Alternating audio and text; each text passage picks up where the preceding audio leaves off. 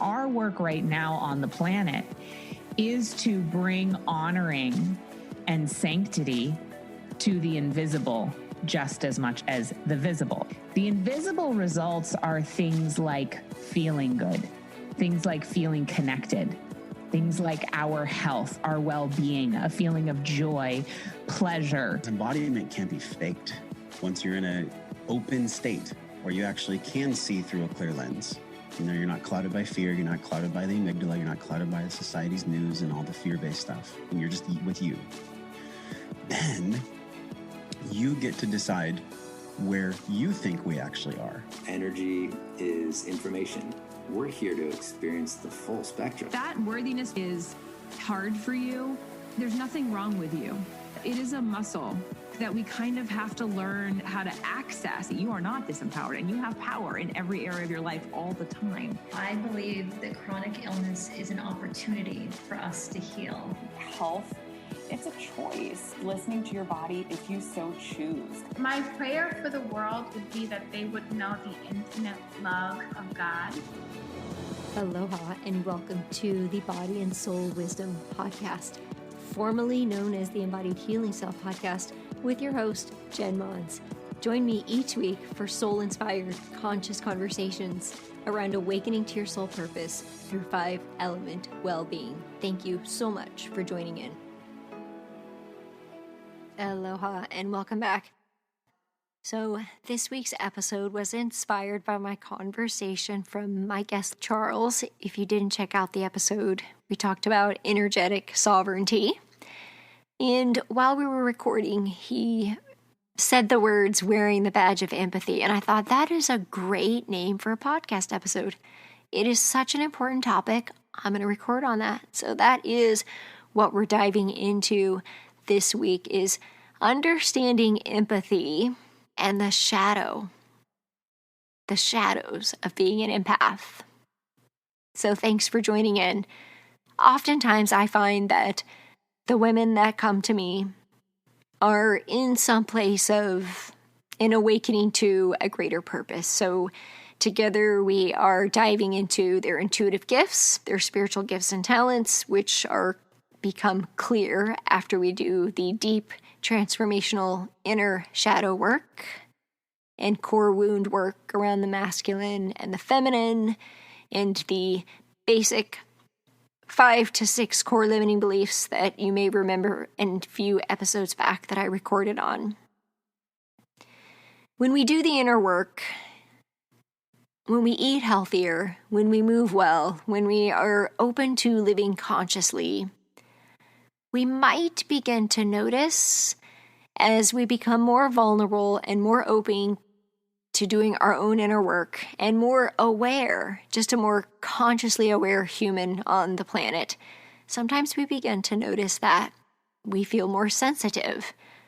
Oftentimes it is a remembering of how we felt as a child.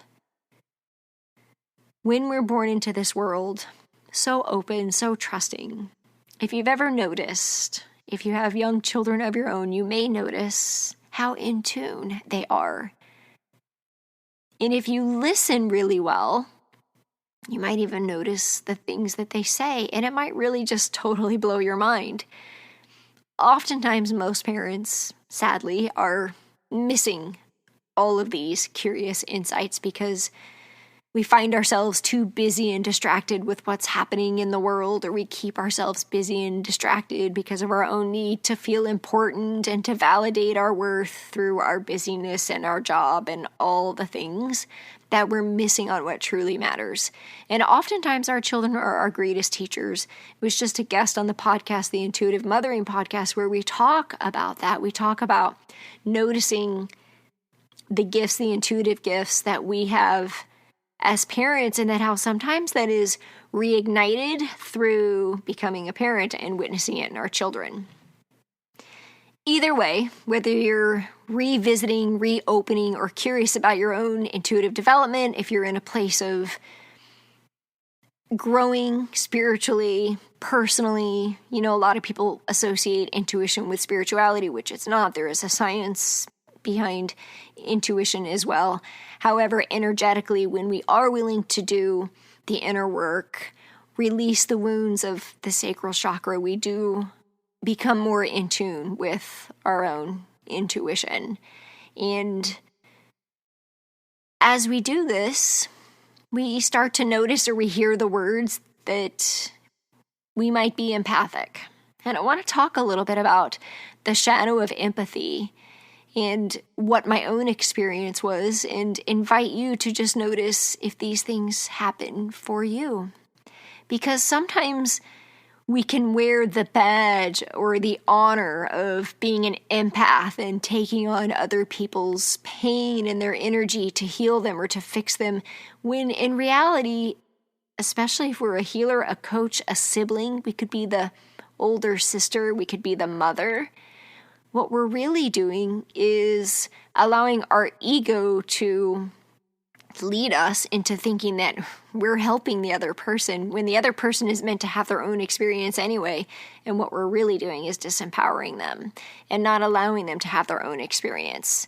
So I want to invite you just to sit with that for a moment, because that can be really hard to hear at first. It can be really hard to sit with the idea that I'm so sensitive and I'm an empath and I'm a healer and a coach, and then to sit with the idea that your ego might be tied up in that.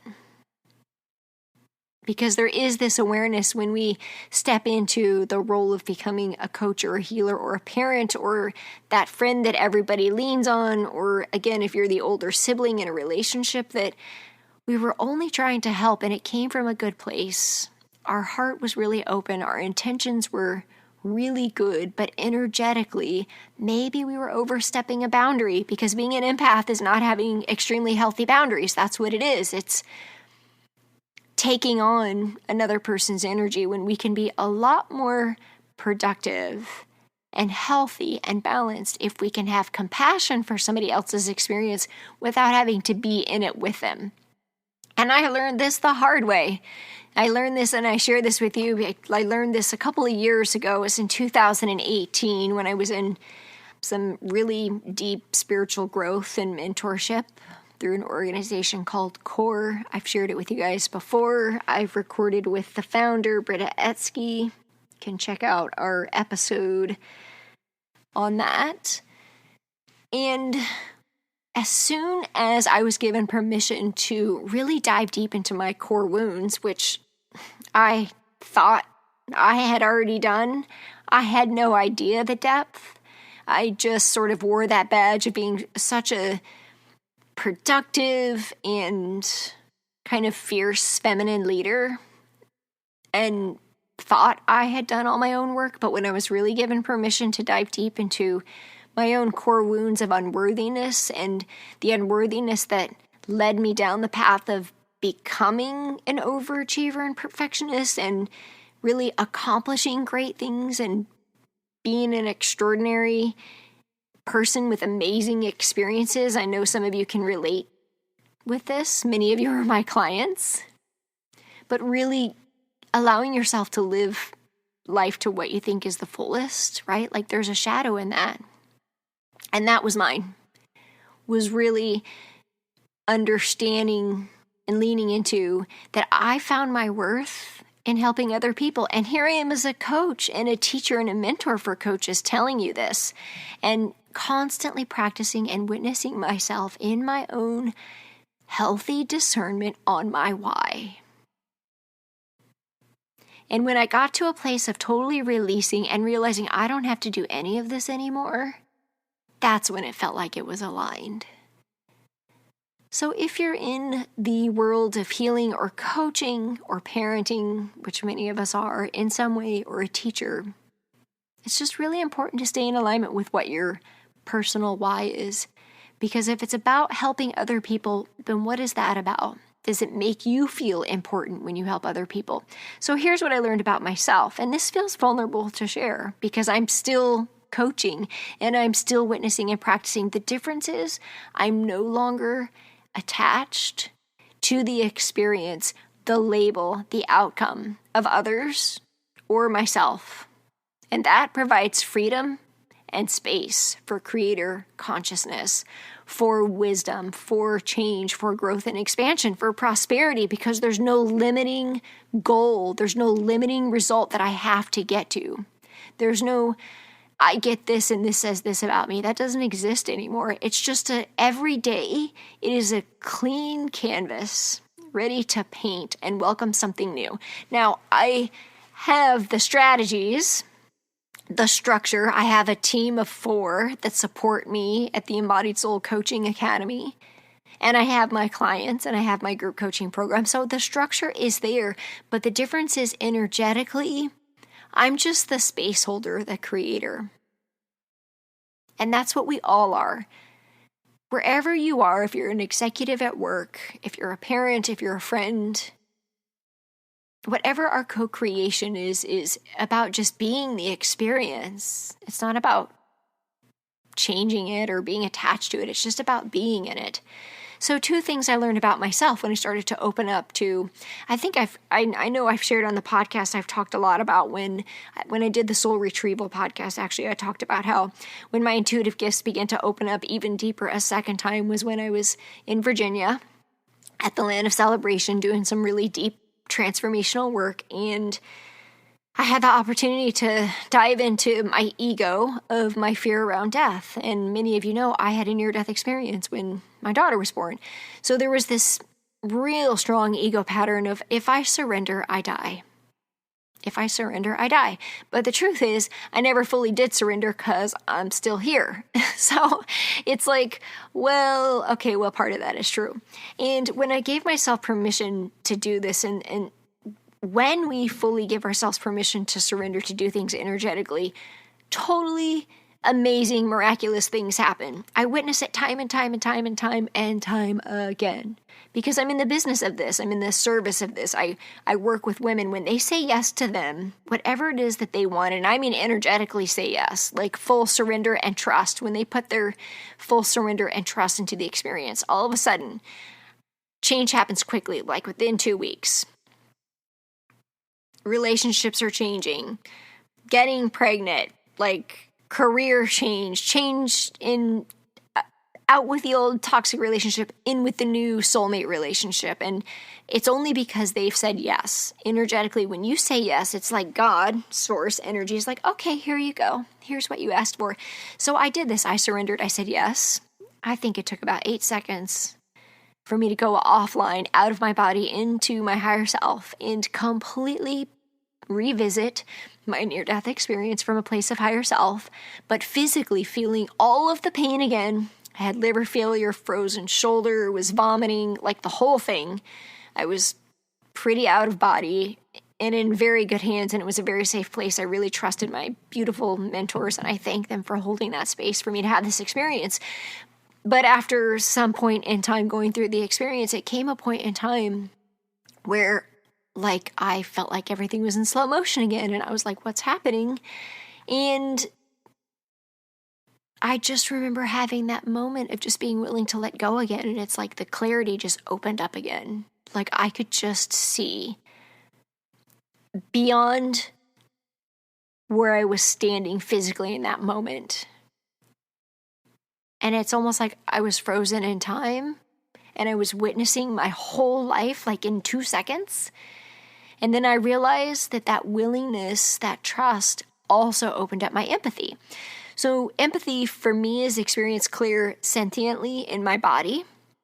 And I discovered 2 things about myself. As soon as that happened, my empathy really opened up, because then I was in a space of trust, which is the invitation to then create healthy boundaries. But in order to create healthy boundaries, you have to understand why. Why am I subconsciously being drawn to be an empath? Well, we're all naturally empathic if we're open and vulnerable and in trust. If we're high vibing beings, we have really high frequencies, we're going to be attractive to other energies. And I discovered 2 things about myself. And the reason I discovered this is because, well, the craziest thing happened, but I was experiencing extreme pain in my gallbladder. I could have sworn I had gallstones. And I go to the emergency room, which if you know me, if you've listened to me, like, I don't go to the hospital very often. Like, it's just, I'm practice holistically. Anyway, I went, they did all the stuff. There's no pain. There's nothing wrong with you. A day later, my grandmother gets gallstones for the first time in her life at age 97.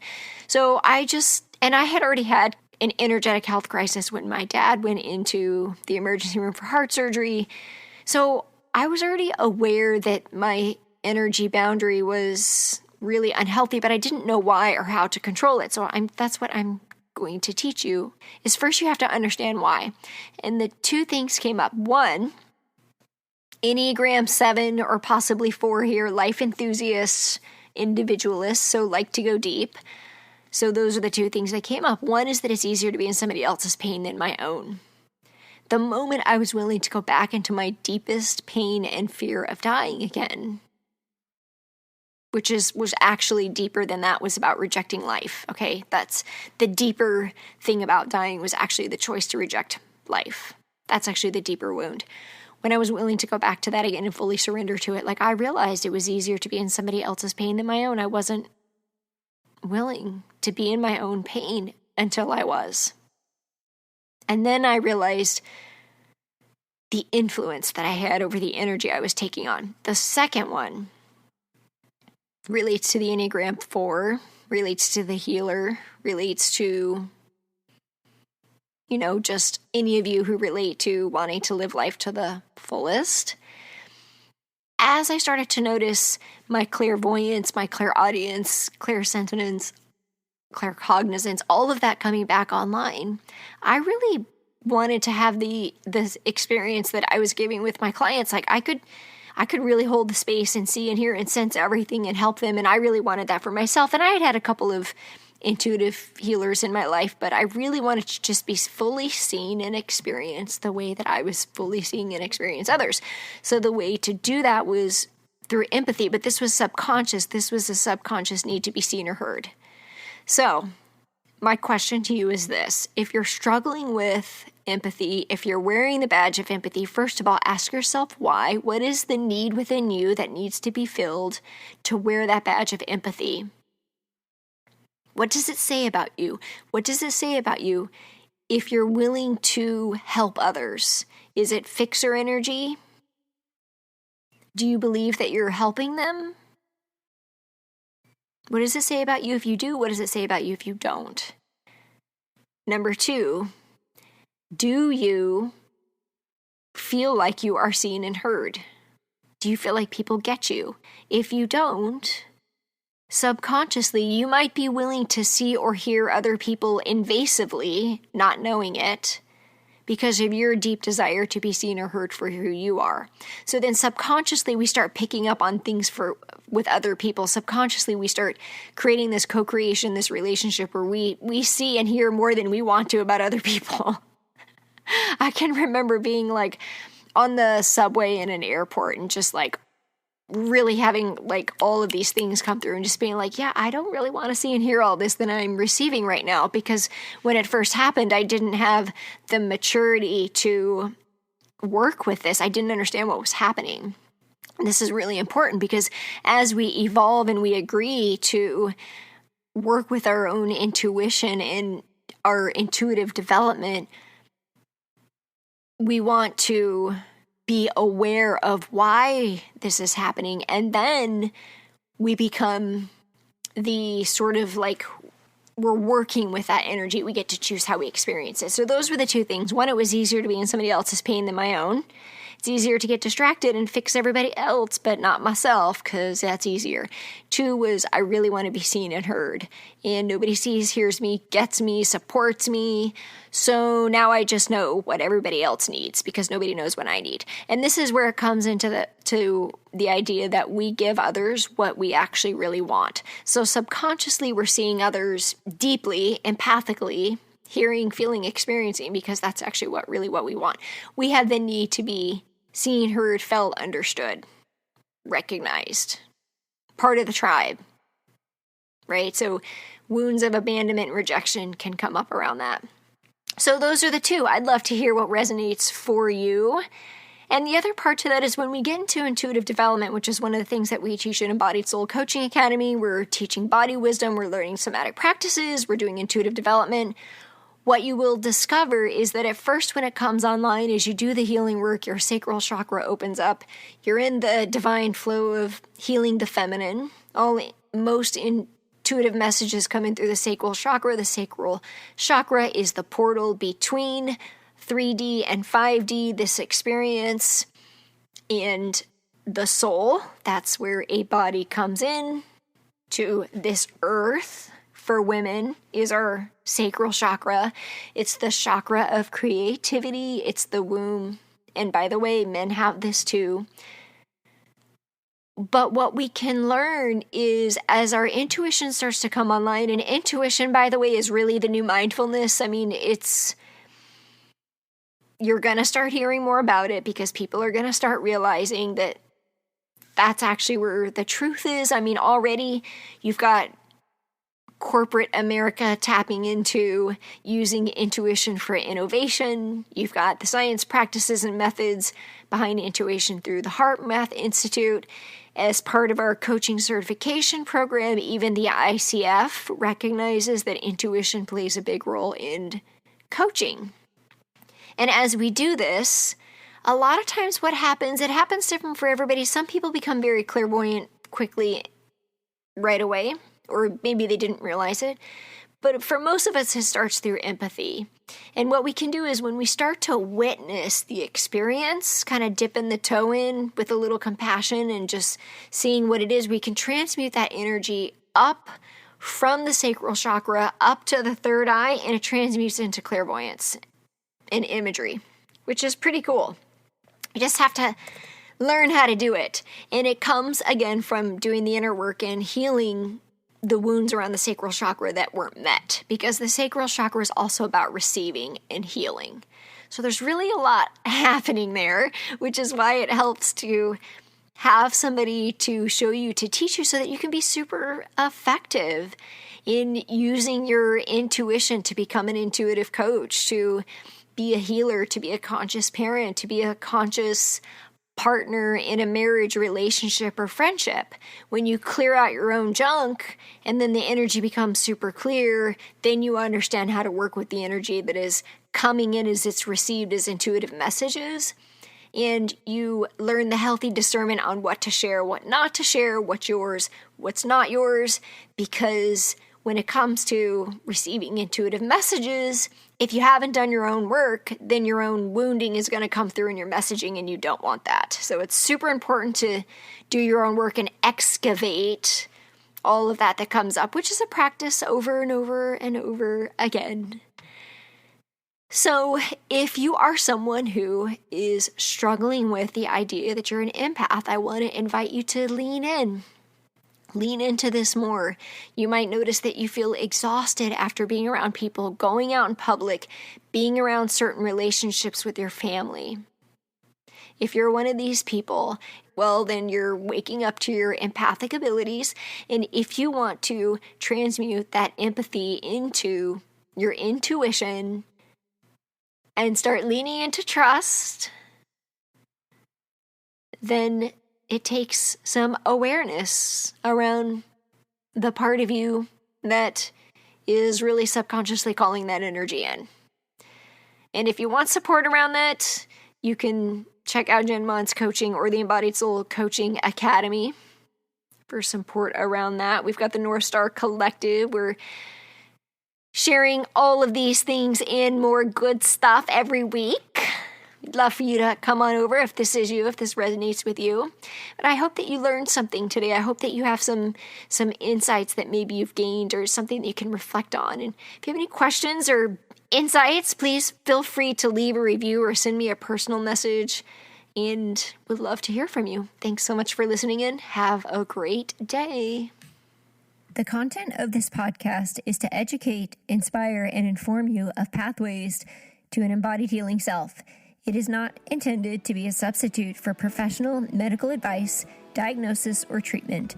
Always seek the advice from your medical doctor, therapist, registered dietitian, or nutritionist for any questions you may have regarding your diagnosis or condition. Friends, and thank you so much for joining again each week on the Body and Soul Wisdom podcast, formerly the Embodied Healing Self podcast. I am so deeply honored to share this space with you every week. I know that there are many other podcasts that you could be tuning into, and our community is expanding and growing more with each new episode. I'd like to invite you to come on over to jenmons.com/tribe and receive some of the wonderful gifts that we have for you: a meditation bundle, energetic alignment, 5-element wealth, prosperity consciousness. We have a ton of different gifts available for you to enjoy. Now, we have one small favor to ask. In order for this podcast to get into the hearts and souls of like and light-minded people, we need your support. We would love your review and would love it if you'd head on over to jenmons.com/podcast to leave a review or leave one on iTunes so that we can continue to share the love beyond out into the world. Thank you so much again for joining in. We'll see you next week.